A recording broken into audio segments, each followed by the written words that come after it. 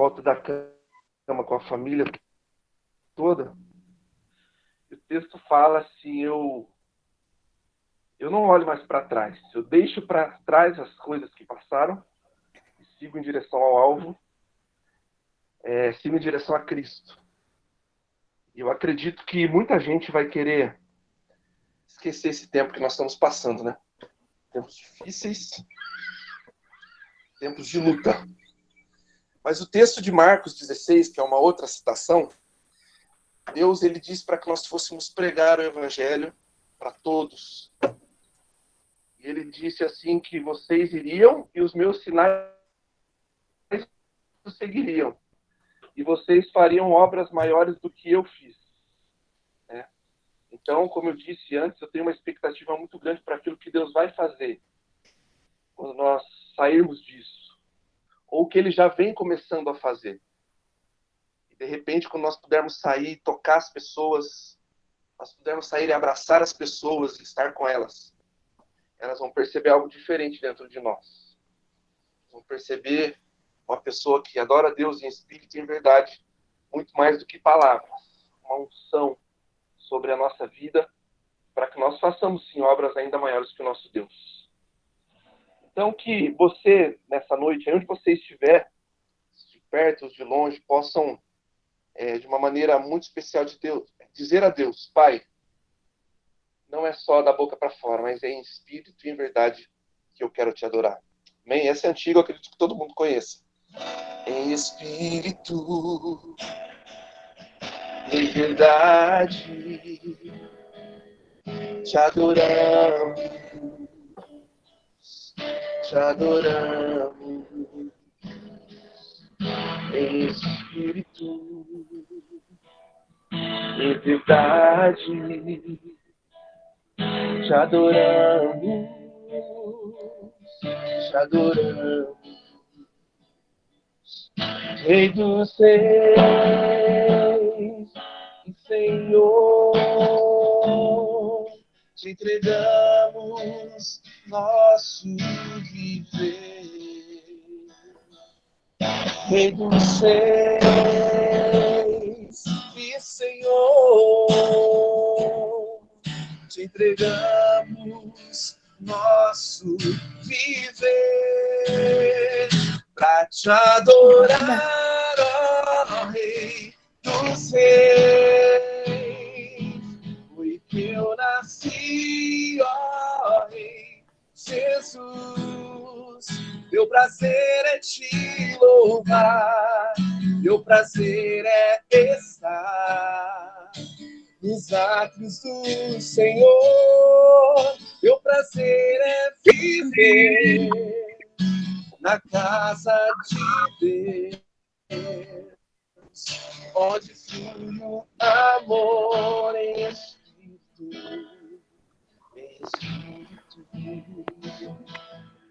em verdade, te adoramos, te adoramos, em espírito, em verdade, te adoramos, te adoramos. Rei dos Reis e Senhor, te entregamos nosso viver. Rei dos Reis e Senhor, te entregamos nosso viver. Pra te adorar, ó Rei dos Reis, foi que eu nasci, ó Rei Jesus. Meu prazer é te louvar, meu prazer é estar nos átrios do Senhor. Meu prazer é viver na casa de Deus, onde flui o amor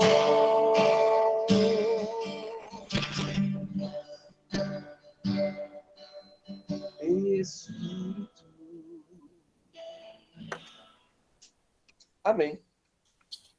Marcelene, é contigo. Muito obrigada, Tiago, por esse tempo, viu? Deus abençoe para nós, louvor abençoado. Amém? Manda um abraço para as crianças, que eu fico vendo as fotos, eu estou morrendo de saudade. Vai passar. Vai passar. Deus abençoe. Amém. Um abraço para todo meninas, mundo aí. Deus abençoe. Obrigada, amém. Deus abençoe.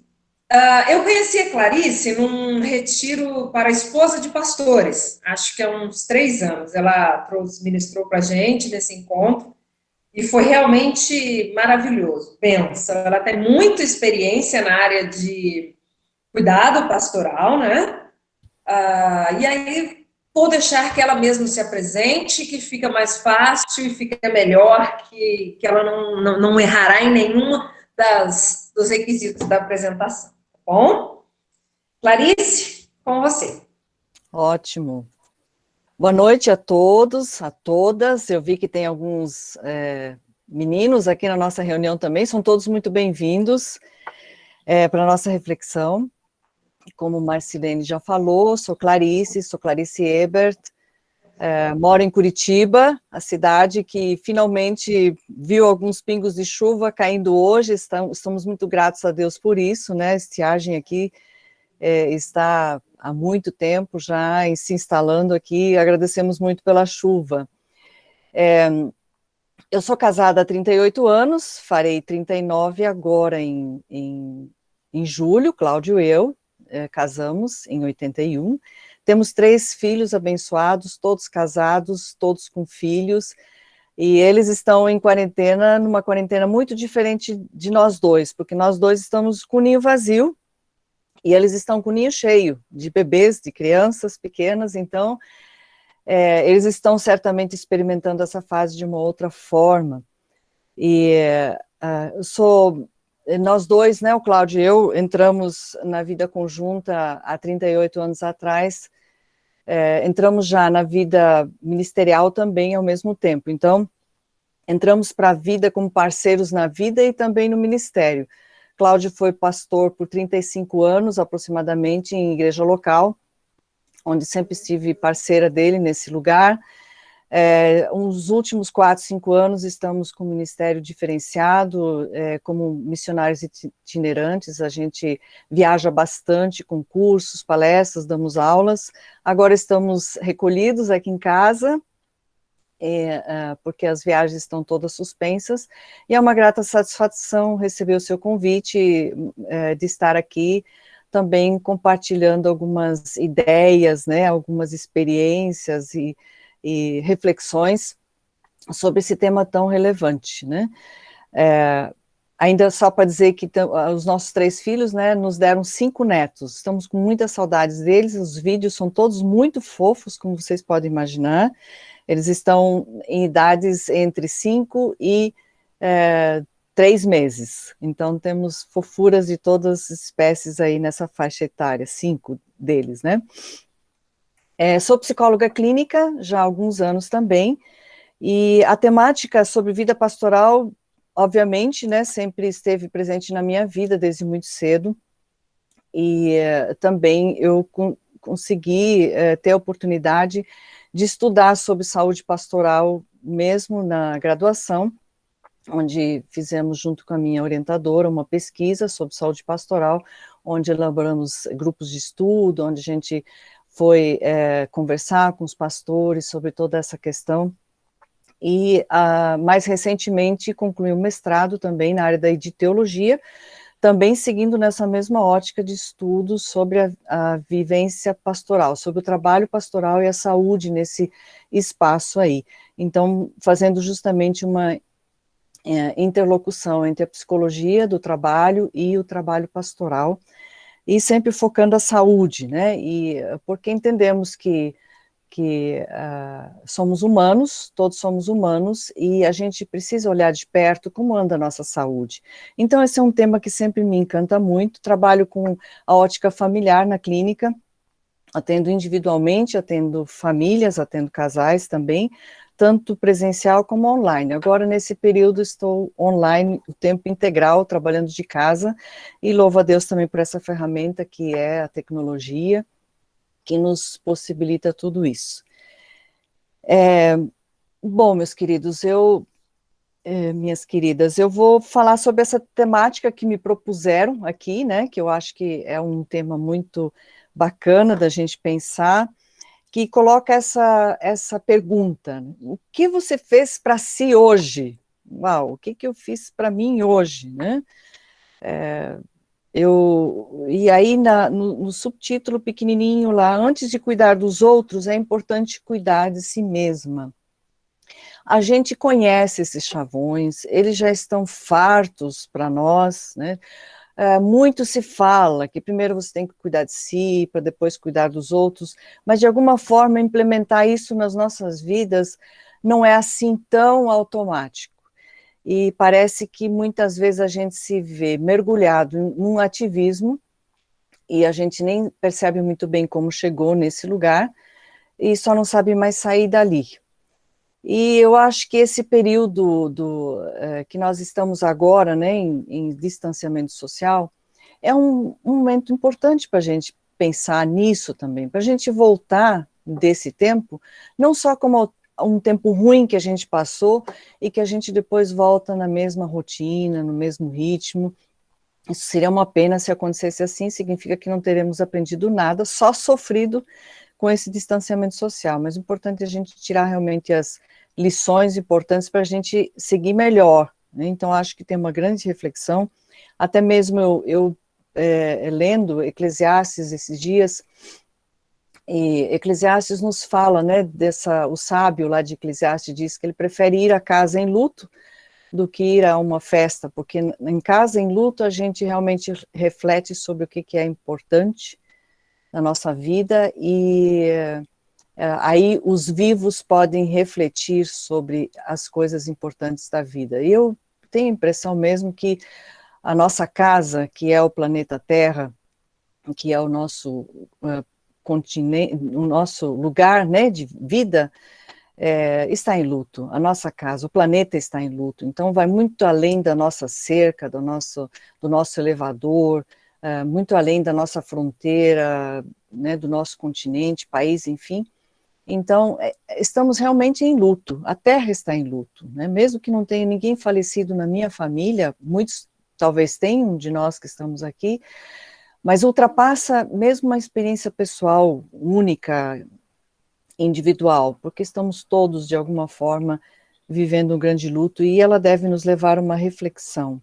E quando a gente pergunta o que a gente fez para si hoje, o que a gente está fazendo para a gente viver mais saudável, eu acho que esse é um bom tempo para isso, né? E trazendo essa ideia justamente no hoje, o que você fez para si hoje, né? Hoje é um advérbio de tempo, a palavra hoje, ela nos leva para um lugar muito específico e aponta para o dia em que nós estamos, no presente, ou talvez uma época, ou uma atualidade, mas de alguma forma é no presente, traz a ideia do presente.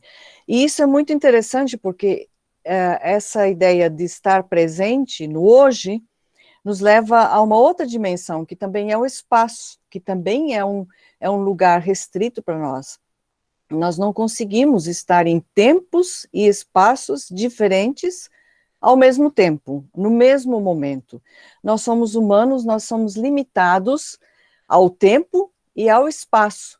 E o que realmente a gente consegue viver é o hoje, é o aqui e agora. Esse é o que a gente consegue viver. É nele que a gente processa as nossas feridas, onde a gente desapega das nossas mágoas, do sofrido anteriormente, e é nele que a gente se organiza para viver melhor amanhã, mas a gente experimenta no aqui e agora mesmo essa dimensão. Muitas vezes a gente pode até ter um certo reconhecimento, né, de depois da morte, alguém dizer assim, essa mulher, né, ou esse homem, viveu à frente do seu tempo, é como se tivesse uma ideia, uma cabeça mais arejada, um jeito de pensar mais aberto e que consegue ter percepções para além do instituído, mas mesmo assim, só é possível estar presente no aqui e agora, né? Então, como humanos, nós estamos todos condicionados a esse tempo e esse espaço, não tem como sair daqui. é só nesse determinado lugar que nós podemos elaborar e processar a nossa vida. Viver um dia de cada vez, cada momento, cada situação, cada desafio por vez. E é somente nesse lugar. Se nós pudéssemos ultrapassar isso, nós poderíamos dizer que nós somos seres onipresentes e atemporais. E nós sabemos que nós não somos seres onipresentes, esse é um atributo divino, um atributo de Deus. Nós não somos atemporais, nós não podemos viajar no tempo, nem para o passado, nem para o futuro. Então, essa é a nossa condição. De alguma forma, nós estamos presos nesse tempo e nesse espaço. Então, quando nós saímos desse lugar, nos desconectamos do aqui e agora, no hoje, e ficamos demasiadamente reféns no passado, vivemos histórias passadas, nós podemos ter alguns prejuízos psíquicos, inclusive, né, espirituais também, emocionais. E quando nós estamos demasiadamente no futuro, nós vamos ter outros problemas. Então, nós precisamos estar realmente no presente. Partindo desse ponto inicial, eu queria propor alguns movimentos para a gente pensar o que poderia nos favorecer uma melhor saúde, elaborando algo que nós podemos fazer para nós mesmos no hoje, no tempo presente. O que é possível fazer no hoje? Mas eu não queria propor isso como tarefas, como atividades pesadas, desagradáveis, mas como movimentos, convites para uma experiência, para uma conexão novamente ao que é realmente importante. Em primeiro lugar, eu queria propor um direcionamento para a autocompaixão. Eu penso que esse é um ponto de partida muito importante, porque ele vai nos levar para uma cura. Nós precisamos experimentar a cura de tantas coisas. Tantas vezes nós estamos preocupados em ajudar outras pessoas a curar outras pessoas, a levar a alegria para as pessoas pela palavra de Deus, o que é tudo muito maravilhoso. Mas e como é que anda a nossa alegria? Será que a nossa alegria já foi embora? Ou a gente está só no automático, levando esperança para outros, e essa esperança já não mais alcança a quem professa a esperança? Então, de repente é a hora de parar, relaxar e direcionar alguma autocompaixão para si mesma. Então, essa é uma coisa que eu posso fazer para mim hoje, direcionar a autocompaixão. Mas de que forma eu posso fazer isso, né? A meditação e a oração são os grandes recursos que nós temos para isso. E a meditação e a oração, ela ultrapassa, vai numa dimensão muito diferente de algo que pode ser produzido a partir de um palco, ou a partir de um púlpito, a partir de uma tela. Ela é algo que acontece numa dimensão secreta, onde eu me encontro sozinha com Deus. É um lugar de encontro, onde a gente desliga de tudo mais, né? E muitas vezes nós estamos tão acostumados a achar que a minha vida espiritual ela ficará acesa com algo que alguém produz de fora, né? Obviamente que as palestras, as palavras, todas são inspiradoras, são vivificadoras, é muito bom isso tudo, importante, mas o relacionamento que realmente vai trazer uma profundidade, uma cura, uma intimidade com Deus no relacionamento, é aquele que a gente consegue construir lá na intimidade, onde a gente consegue ser pessoa na presença de Deus. E esse relacionar-se por essa dimensão, direcionar essa autocompaixão para si, é quando nós, nessa relação com Deus, nós podemos entender o olhar compassivo de Cristo, que ele que foi o mais compassivo de todos, ele que realmente foi o Senhor compaixão. E nesse acolhimento da própria dor, porque todos nós temos as nossas dores, temos os nossos problemas e crises, então nesse acolhimento da própria dor, a gente direciona a autocompaixão ao invés de autocomiseração. São dois movimentos muito diferentes. A autocompaixão, a autocomiseração, aliás, é um processo narcísico. Ele gira em torno do próprio umbigo e ali estagna numa sofreguidão sem fim, e gira dentro desse processo narcísico. Eu vou remoendo, vou acariciando minhas dores, sejam elas provocadas por outra pessoa e que geram muitas mágoas, ou seja algo que eu possa ter feito, eu não consigo mais me perdoar, não consigo mais me dar nenhuma chance nova para elaborar uma nova vida. Já a autocompaixão, ela vem num outro processo, porque ela é um processo de cura. Nessa autocompaixão ocorre o que acontece, que a gente entende, passa a entender, a se olhar e se perceber com os mesmos olhos de Cristo, que é o olhar da compaixão. E é um recurso que a gente pode usar para nós, direcionar para nós isso, tanto quando nós estivermos no topo da montanha, ou quando tudo está muito bem, ou quando nós estivermos lá no fundo, né, no vale mais profundo, e num poço muito profundo. Essa autocompaixão também é um grande recurso, né? É quando nós olhamos para tudo aquilo, reconhecemos a nossa dor, e tratamos ela com bálsamo de cura, né? Então, ao invés de a gente envenenar a nossa alma com as nossas mágoas, nós levamos à nossa alma um bálsamo de cura, da graça, do amor, do perdão e da absolvição. E é bem o que Cristo faz nas nossas vidas.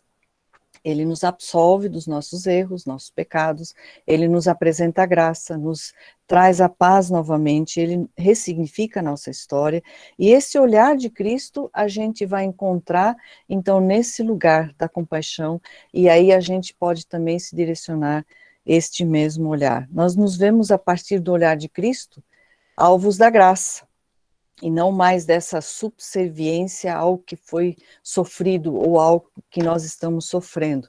Então, eu colocaria como uma primeira resposta, o que você fez para você hoje? O que você pode fazer para hoje?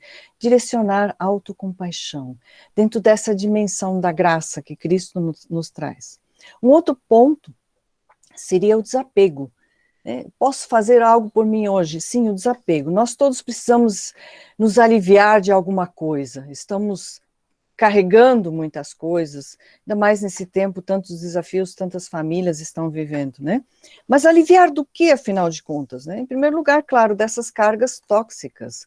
Nós carregamos muita coisa tóxica dentro de nós e precisamos, de alguma forma, nos aliviar delas. É quando nós conseguimos dizer, o que me fizeram doeu muito, mas eu escolho não carregar mais esse lixo, esse fardo tóxico, eu quero fazer uma faxina dentro de mim, e eu vou me liberar desse lixo tóxico todo, dessas toxinas todas, e também das coisas que eu fiz, que me deixaram muito mal, que me deixaram com culpa, muita culpa, e com uma perspectiva muito negativa para seguir na vida, eu também resolver isso de alguma forma, tratar isso de mim. Então, também isso é algo que eu posso fazer por mim hoje, aliviar de tantas cargas, também me aliviar do narcisismo, desapegar do narcisismo, reconhecer que eu não sou Deus. Eu não sou Deus. Eu não preciso resolver tudo. Tem coisas que são incontroláveis. E eu não tenho como resolver, não tem como controlar. E eu desapego do controle. Eu aceito que tem coisas que não posso fazer. E está tudo bem, porque está no controle de Deus. Então, eu também desapego disso.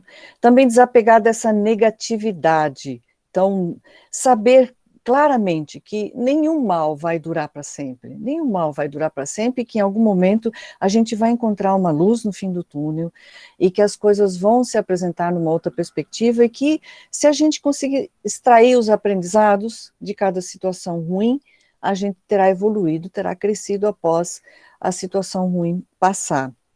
Também do perfeccionismo, é uma outra carga que a gente tem que desapegar, porque se de repente alguma tarefa ficar por fazer, não é o fim do mundo, isso não significa que não sou boa o suficiente, a gente pode sim deixar alguma coisa de repente para depois, não precisa todo esse perfeccionismo o tempo inteiro, de repente deixar uma louça para ir para brincar com o nosso filho pode ser algo muito mais significante, muito mais relevante do que ter tudo sempre brilhando dentro de casa.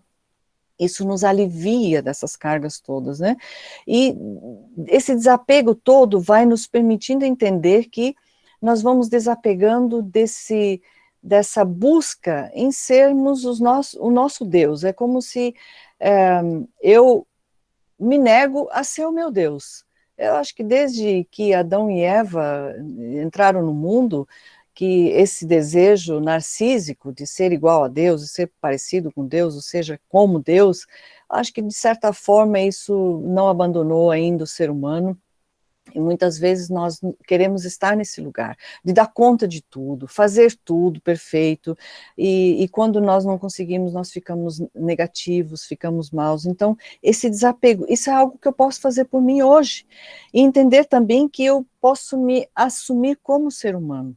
Então, desapegar do ativismo também, né? Porque, como diz a Escritura, pois que adianta o homem, né, ganhar o mundo, e perder-se ou destruir-se a si mesmo, ou perder a sua alma, dizem outras versões, né? Esse perder a alma tem o sentido de perder o sentir, você perde o sentir, perde o sentido, continua vivendo como um robô, como uma máquina apenas. Então você faz orações, você faz pregações, você ajuda pessoas, você abraça pessoas, você orienta pessoas, e você fica nesse lugar de robô, porque não sente mais. De repente a esperança não está mais com você. E isso é uma pena muito grande, porque nós somos seres humanos, é assim que nós funcionamos, quando nós extrapolamos os nossos limites. Então, desapego é algo que eu posso fazer por mim hoje? Sim, eu posso fazer isso hoje por mim. E é maravilhoso poder fazer isso, simplesmente relaxar e desapegar. Também outra proposta importante é diferenciar. Diferenciar nos ajuda a nós nos organizarmos dentro daquilo que é realmente importante. Diferenciar o quê? Bom, acho que uma coisa bem importante para a esposa de pastor é diferenciar Deus e o marido. É muito importante isso. É entender que o marido não é Deus. O marido pastor não é Deus. Ele não tem a voz dos céus com todas as resoluções, ele não consegue dar conta de tudo também, ele não vai ter as respostas para tudo, não vai ter todas as provisões, porque ele é apenas um ser humano. Deus é Deus e ele é um ser humano. Também é importante diferenciar o marido e o pastor, né? Porque a esposa do pastor não deveria ser a ovelha VIP da igreja, né? Muitas vezes a gente acha que é isso, que a esposa do pastor é uma espécie de ovelha especial, né, que o pastor tem um carinho extra por ela, às vezes nem tem, né, às vezes tem mais por outras pessoas, especialmente quando alguns pastores se casam com os ministérios e não estão casados com suas esposas, mas muitas vezes se tem essa expectativa de que ela seja uma espécie de ovelha especial ali, né? Mas não é isso. Ela é parceira de vida dele. Então, ele é o pastor, ele tem uma função, ele tem um cargo na instituição onde ele é contratado, onde ele tem as tarefas pastorais, mas ele é o marido da esposa. E a esposa do pastor não namora com o pastor, ela namora com o marido. Acho que é uma diferenciação muito importante, né? Certa vez eu ouvi uma esposa de pastor brincando, dizendo assim, eu durmo com o meu pastor. Eu acho que ela não deveria dormir com o seu pastor, deveria dormir com o seu marido, porque fica uma coisa meio estranha, meio esquisita aí. Então tem que diferenciar o marido e o pastor. Também o marido e os filhos, né? O marido não é o filho mais velho da esposa, né? E ela não deveria ser jamais a mãe também. São papéis muito indefinidos, muito mal construídos aí, né? Entre marido e filhos. Tem que colocar muito claro quem é filho e quem é marido. O casal, né? Ali, marido e mulher é que são os adultos da casa e os grandes parceiros de vida, não os filhos. Também uma diferenciação importante: família e igreja. A família e a igreja não são duas entidades que moram juntas, não deveriam, pelo menos, e não deveriam funcionar de uma forma misturada, aglutinada, tudo embolado, como se não tivessem diferenciações, como não tivessem espaço diferenciado, tudo é muito único, muito, agenda toda misturada, 24 horas por dia, família e igreja, tudo misturado. Isso pode trazer muitos problemas conjugais, pode trazer muitos problemas familiares, então é importante essa diferenciação. Também uma diferenciação entre o que é a posição de esposa de pastor e o que são os seus dons e talentos. O que requerem de mim como esposa de pastor na igreja? Qual é a expectativa? O que esperam que eu faça? Que eu cuide das crianças, dos adolescentes, das mulheres, da escola dominical, do coral, disso e daquilo, tantas coisas. Quais são os meus dons? Quais são os meus talentos? É por aí que a gente deveria definir as atividades nas quais a gente vai se envolvendo. Então, essas diferenciações ajudam a gente a se organizar. Eu posso fazer isso por mim hoje? Posso começar a fazer isso por mim hoje. Organizar, diferenciar o que é meu, o que não é meu, o que é do outro não é meu, o que o outro precisa elaborar, o que o outro precisa fazer não é meu, não trazer para o lado pessoal tudo o que dizem. Às vezes as pessoas, elas estão muito feridas e direcionam palavras muito ásperas também para a esposa do pastor, e diferenciar também o que é da outra pessoa, o que é meu, e aqui a gente poderia prolongar ainda essa conversa. Outro detalhe muito importante que a gente pode fazer para hoje, para nós, é despertar. Despertar traz a ideia de conectar ao que é essencial. Né? Então, despertar para o quê, exatamente? Primeiro ponto, despertar para o funcionamento interno dos nossos processos mentais, emocionais e físicos. Como que eu funciono? O que está dentro de mim? Os meus processos mentais, a saúde mental, a saúde emocional, e prestar atenção. Despertar significa prestar atenção, me conectar com isso, me conectar com quem eu sou. É uma espécie de retomada da minha identidade. Quem eu sou? Como é que se configuram os meus sentimentos, os meus pensamentos, os meus gostos, os meus desejos, os meus limites, as minhas necessidades, ritmos, meus ritmos, quais são meus ritmos e quais são os meus padrões também. Então, despertar para isso nos traz maior saúde. E essa é uma tarefa que a gente não deveria transferir para outras pessoas. E eu, infelizmente, já tenho conversado com muitas esposas de pastores que elas, com o passar do ano, elas se desconectam de si mesmas, elas atendem tantas exigências vindas ou do marido ou da própria igreja, essa carga que é colocada em cima dela, que ela, às vezes, depois de 20, 30 anos, não sabe mais dizer do que gosta, do que faz direito, não sabe mais se expressar. E isso é uma pena, porque ela se desconectou de si mesma. Então, o que você pode fazer hoje por você? Volte a se conectar com você mesma, preste atenção, desperte para o seu funcionamento interno. Também despertar para a percepção da conexão entre as pessoas. À medida que eu me conecto comigo mesma, eu posso estar mais habilitada para me conectar de uma forma mais saudável com outras pessoas, onde eu posso perceber o quanto eu me dou para pessoas, e algumas pessoas onde eu preciso ter mais limites, onde eu estou mais segura, onde eu estou menos segura, onde estou mais vulnerável, e fazer essa observação vai me trazer um despertamento também, mais um entendimento também de que eu preciso de pessoas, não posso me conectar só comigo, mas também com outras pessoas, e despertar para essa operação no mundo com mais autocompaixão e compaixão. Então, se eu começo a direcionar essa cura para mim, né, dentro do olhar de Cristo, na presença dele, no relacionamento com ele, eu me conecto com essa autocompaixão e me percebo num processo de cura, eu me torno mais apto também para direcionar essa compaixão para outros. É o ferido que não fere mais porque está ferido, mas é um ferido que está num processo de cura e que ele passa a ser cura para outros também, porque todos nós, de alguma forma, temos as nossas feridas que precisamos ser curadas, e se nós não as curarmos, nós vamos continuar ferindo outras pessoas, e sempre é um perigo. E aí a gente precisa se conectar com essa realidade também. Então, sim, nós podemos nos despertar hoje. Eu posso fazer isso para mim hoje. E eu posso também partilhar. Partilhar é um outro ponto, né, que é repartir.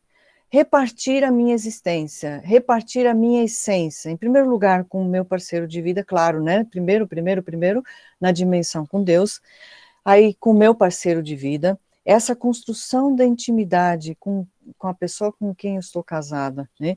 E que é ao lado de quem eu vou ficando à vontade, eu vou sendo quem eu sou, e eu vou construindo esse lugar, repartindo esse processo contínuo de revelação, eu vou me revelando ao outro, porque eu já reconheci até aqui que meu marido não é Deus, eu não sou Deus.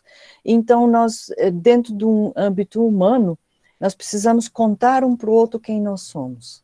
E essa partilha vai fazendo com que nós nos conhecemos cada vez mais intimamente. E também a partilha com os irmãos, os amigos, né? Temos amigos, é importante nós termos amigos, onde nós podemos também partilhar a nossa vida, e ter uma rede de apoio. E tem tantos ministérios atualmente que propõem redes de apoio, né? Tem Mulheres em Ministério, que é um desses ministérios de apoio, e tem tantos outros que eu imagino que vocês conheçam, e as igrejas mesmo, muitas delas têm se antenado para essa questão, né, de promover redes de apoio para seus pastores, suas famílias também. Então, uma coisa muito importante, se alguém não tem, uma sugestão realmente de ver onde que pode se conectar com alguma rede de apoio.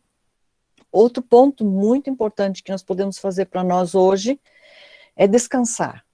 Descansar é usufruir o aqui e agora, é poder respirar. Como que nós podemos descansar? Respirar melhor, prestar atenção na nossa respiração, porque não tem nada mais presente do que a nossa respiração.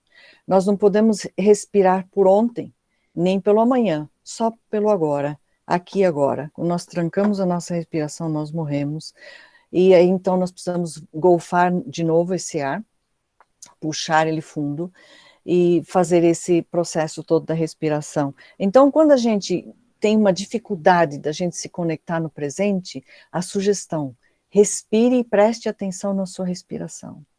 E olhe para dentro de você, e você vai se conectando no aqui e agora. Então, o descansar.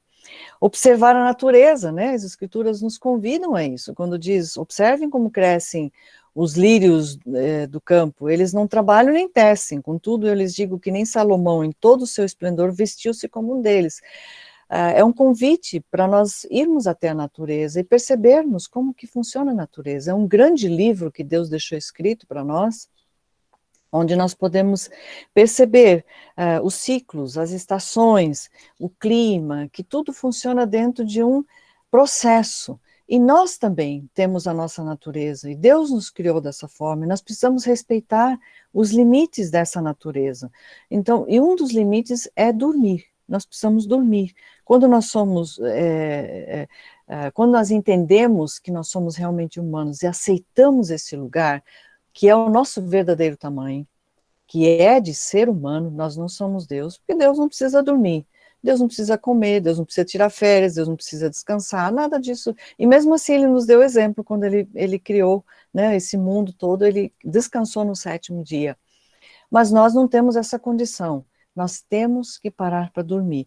E como já disse um escritor, que parece que quando nós dormimos, é o único lugar que a gente se permite ser pessoa, porque quando nós estamos acordados, parece que sempre somos consumidores de alguma coisa.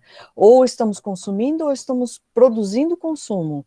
Ou estamos, né, comprando coisas, ou comida, ou roupa, ou lazer, seja lá o que for. Ou então nós estamos produzindo alguma coisa. Na situação pastoral, estamos produzindo também o consumo da espiritualidade para as pessoas, sempre mais uma oração, mais um abraço. Agora não podemos abraçar, mas estamos promovendo esse acolhimento, essa ajuda mútua, levar a palavra de Deus para as pessoas, mais um conselho, mais uma palavra de ânimo. Estamos produzindo algum tipo de consumo pela via da espiritualidade e também da afetividade. Quando nós paramos para dormir, parece que é esse momento que a gente pode ser pessoa, não precisamos produzir nada. Mas como nós estamos vivendo num mundo meio frenético e alucinado, onde parece que nós não temos mais permissão para ser pessoa.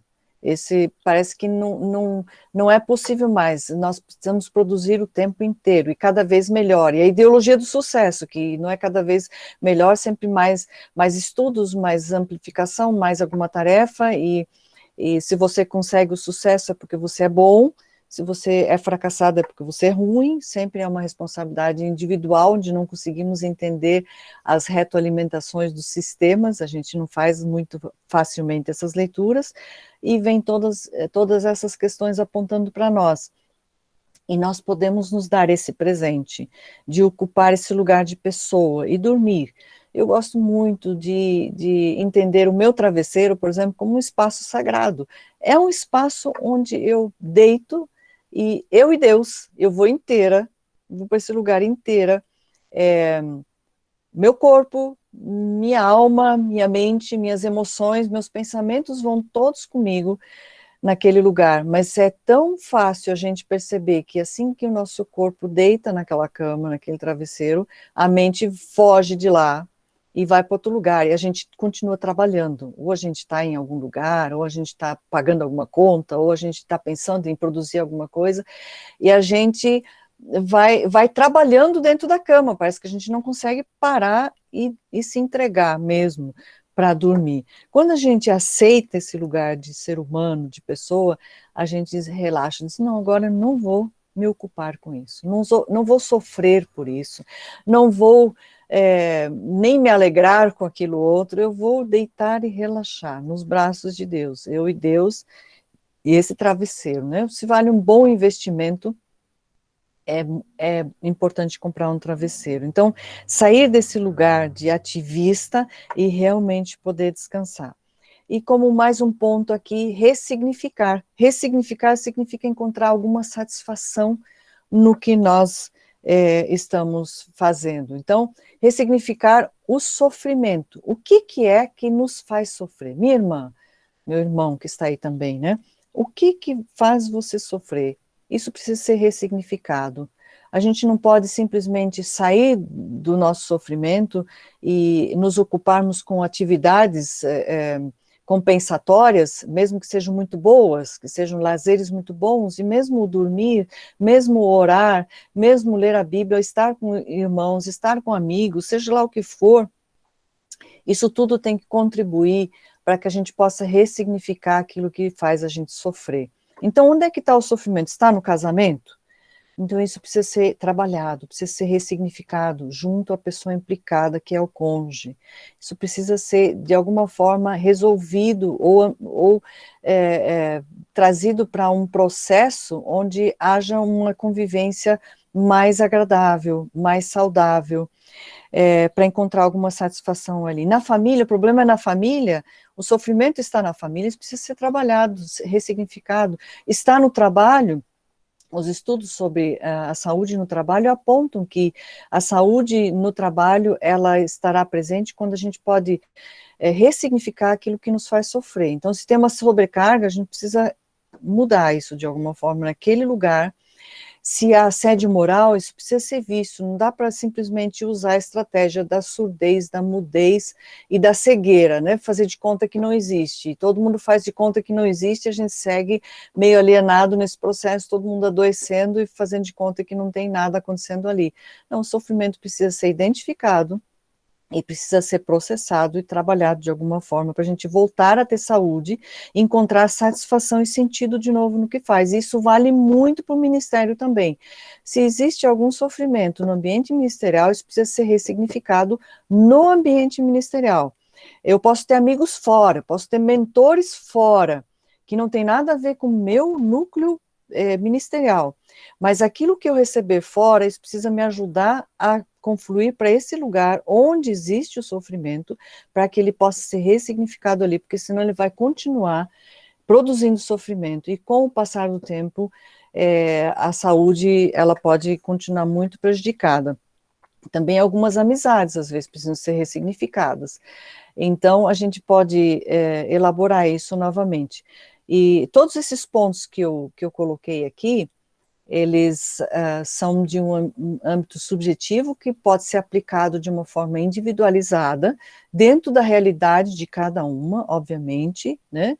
E junto com isso, a gente pode se permitir, sim, a se cuidar, né? Cuidar da nossa alimentação, cuidar dos exercícios físicos, do sono, da nossa saúde física também. Agora, né, que tanto se fala sobre a higiene, a gente se proteger do vírus que está aí como uma ameaça, a gente precisa realmente se cuidar, precisa exercer empatia tanto para si como para o outro, para que a gente possa se proteger. E junto disso podemos usar assim um perfume. Eu coloquei um perfume para vir aqui nessa sala de reunião hoje. Eu sei que vocês não estão sentindo nada disso, mas eu estou aqui sentada e eu estou sentindo esse perfume agradável. Eu fiz isso para mim hoje. E assim a gente pode sim propor, né, promover bons momentos para si, dentro de um universo de desafios. Isso vai nos ajudar tremendamente, unido com tudo isso que eu coloquei aqui. E eu repasso, então, de novo a palavra para Marcilene, né? Clarice, muito obrigada. Olha, fantástico. A parte de descansar falou muito comigo, né? O hábito de não levar coisas para a cama, importante para mim. E gostei do perfume. Uma boa sugestão. Muito obrigada, já era uma intenção nossa, na verdade, chamar você e o pastor Cláudio para falar pessoalmente, né, este ano, para as famílias pastorais. Mas a situação fez com que a gente adiasse a ideia, mas isso nos serviu como um aperitivo, porque senão esse ano certamente nós faremos um encontro um pouco mais amplo para o ano que vem, com certeza. Muito obrigada e será Deus um prazer. Amém. Eu vou encerrar a gravação e vou abrir uns minutinhos, se alguém tiver alguma pergunta, alguma coisa nesse sentido. Eu vou encerrar, porque aí elas ficam mais à vontade, eles e elas, nas perguntas, ok? Então, se alguém quiser fazer alguma pergunta, não se preocupe, que a partir de agora não estamos gravando mais.